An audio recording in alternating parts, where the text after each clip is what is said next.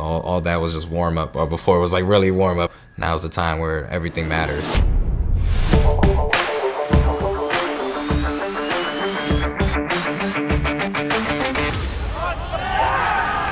Smash has many unique ways for many other characters to also be expressed in very different ways, and that just continues from first Smash game all the way up until now.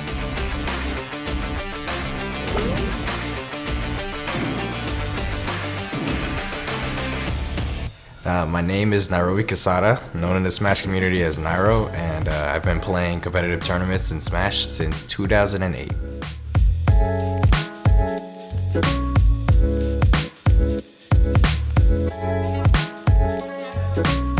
So if I were to win EVO, the first thing in my mind would just be like, finally, like, you know, I finally got like a major win in this game. I've won tournaments in like local and regional and stuff like that, but nothing like really big. I've come close to it, like maybe like a 4th place or like a 5th place and stuff. Almost close to winning the majors, but not really actually getting it. So definitely would be really good.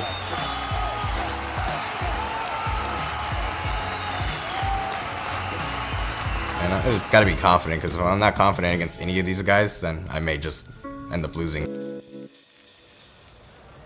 I've been to many big tournaments before, like all the other previous EVOs, and the fact that this one just, I don't know, even though it's a lot more entrants, the most entrants ever in a Smash tournament, it's a tournament, or EVO's always been a tournament where like the first seed of the tournament may get like 33rd place. Upsets will happen. Like you can never like look at your bracket and be like, it's gonna go exactly the way it is on the website. Never the case. I guess things that motivate me is just like maybe like my family, like, you know, stream Smash enough that I was able to finally get enough money to move out of the place that we lived at. I pretty much lived there my entire life, and it was like a really like crummy apartment. So to be able to move to a house and like same for like, you know, and bring my mom and like my brother there, like it's big enough that we can all live there. That makes it all worth it. My family, they weren't really like cool with me going to tournaments and stuff because they were scared of like me like doing bad in school. But I always made sure like, you know, prioritize school and stuff. So my grades were always good, so they pretty much had no reason for me, or like they had no reason to complain about me attending tournaments if my grades are like really high, like A's and B's. My mom and I used to argue, like, I'm like, when I'm 18, I'll be able to fly without, you know, like a parent or like a legal guardian and stuff. And she was like, all right, fine, you could do that. So I pretty much got lucky in terms of when Smash Wii U came out and like when tournaments started happening and when I started streaming. It's pretty crazy that, you know, I went to so many locals and like regionals, but now I'm just like, maybe I might go to Japan and stuff for a tournament and like people would know me. Definitely an experience I never thought I would like actually experience, but it's all, you know, thanks to Smash and stuff that people know me. Man, of course. And like, wisdom you duck on, right? That's unfortunately. Okay. Yeah. I feel like online and LAN is a whole different game because I play online all the time, but I perform way better online compared to LAN, and that's just because that's where I practice. That actually is like one big plus of playing online, where it's like you never really know who you're gonna face if you get in like an arena and stuff, and so you just get the opportunity to like practice so many matchups. So like on Wi-Fi, I end up playing a lot of top players anyway, so like it's not really a new experience for me. If I'm not playing on Wi-Fi, I'm just sitting in training room like looking for something new. Do you like study your past sets? Or of course, like yeah. you have to go over it like a lot. Take a lot of notes. There's a lot of first-time people entering, so they have no VODs or anything like that, or like never went to a tournament prior, so it's impossible unless you somehow played the person on Wi-Fi, which would be very hard to know. Yeah, besides that, usually you would try to like watch videos of like the top seeds, because you know they're the top seeds for a reason, because they have results prior. There's always something to gain from playing anybody, but especially high levels. And maybe you could even ask them, because most top players are pretty nice about it, just like what you did wrong and everything about that. When you're playing Nairo, what goes through your mind? I just try to set up like either a combo starter or low percent. Like I like very rarely drop low percent combos, so I'm like, all right, I have like 3 different ways to start it. So depending on how they're playing, if they're like shielding a lot or they're like jumping a lot, like Nairo would obviously be like the combo starter there, because I could just catch their jump. With over 3,500 people, things could happen. New characters, new game, just a bunch of new skill and new faces coming. Anything can happen.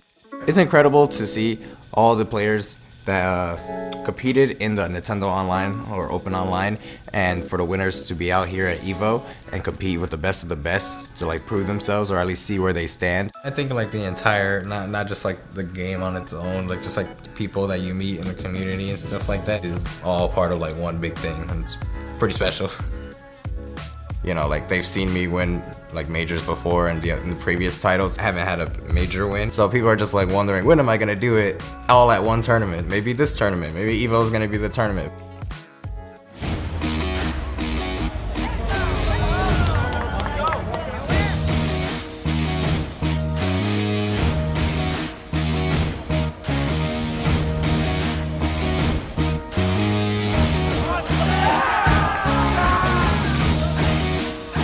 Eventually something was gonna happen. I mean, I believe it was like 6 o'clock was when round 3 pool started for like everybody. Like the tournament's really about to begin. Like all the best 200 players are still in.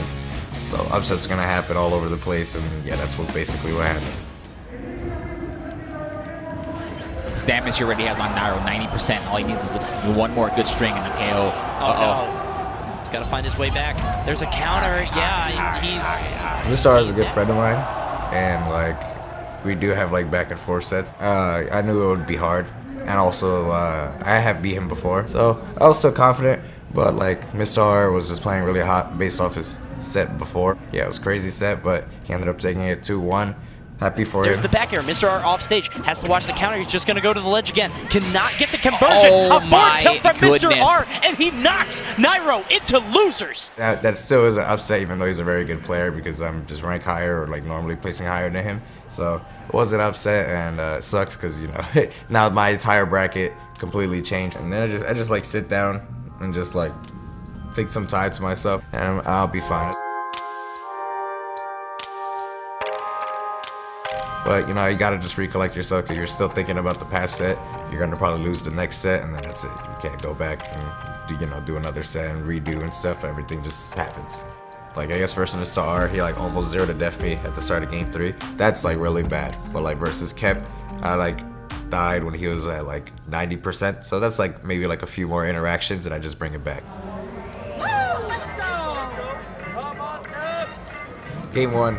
I took it with like a pretty dominating 2 stock on his Isabel, and then he went Villager, and I was like fighting, even though they're pretty similar, like core gameplay wise, it was like fighting 2 different characters. It was crazy. He did this really crazy combo in game 2. Like I was just like, wow, I can't believe I actually got hit by all that, but like I didn't let it like get to me. I was just like, all right, that was good stuff. And obviously he was very like emotional as well. He wanted to get as far as possible. It was just like, you know, Evo hype, like, you know, trying to prove himself. I'm pretty sure that's his first time ever coming to the US as well. And we had a really close set. He was winning game 3 as well for literally the entire game until the very end, and I just made a comeback. In some cases, it's better to just keep playing back to back and stuff, but like I think I needed a break in between Kep and Mars, than to the fact that I had no break versus a top 3 player, or like before getting to a top 3 player. You know, I still needed like to cool down.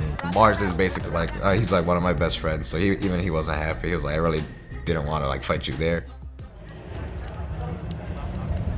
Nobody wants.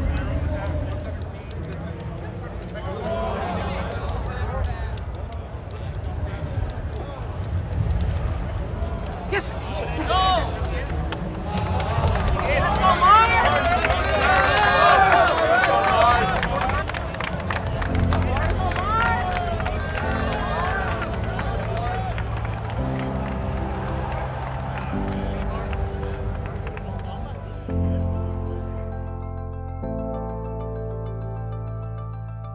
Mars is basically like the kryptonite right now. Well, 17th out of 3,500 entrants is really, really good, like amazing. But like to me, you know, I didn't really come here to get 17th, so I wanted to get at least top 8, and then when I got top 8 to get first place, but you know, I couldn't achieve both of those, or I couldn't achieve one, so like it's impossible to achieve the other. So I was disappointed with my placement, and some people may not be disappointed with their placement, but I guess everyone has different standards. So to me, it's still a loss, but like, you know, I'm not unstoppable. So you know, the players that I lost to, they just played better, and I just have to, you know, hold that L, I guess, like people say, and just move on from that. I guess my fear would just be like letting people down, Like, even though like I probably shouldn't care, like if I lose a set and like I'm like upset at myself about it, you know, I still think about like the other people that were supporting me. At the same time, you know, I could just check like something like, or like maybe stream, and people just be like, "You'll get them next time" and stuff like that. And I'll already be good by that point. But like, you know, that's like reassuring that, you know, they're supportive of me no matter what, how bad or how good I do. And like, I'll always like, you know, be grateful to like the Smash community.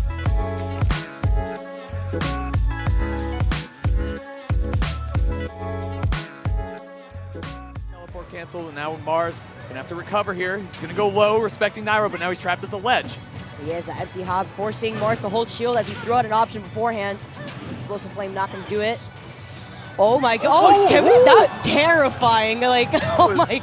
That was a She's 40. fast. That was a 40-yard dash. They were just running after each other, looking like the Olympics or something. But here we go. Nairo looking for a forward air. Mars, a lot of hits will do it right here. Maybe a forward tilt, something like that. Oh my! That does not get the ground, and the backer coming through, knowing that he was gonna go for the flip kick. It's interesting to see how close this game has been. Not really close in terms of just the game, but how Nairo's been getting so consistent with these up air chains, using Battlefield.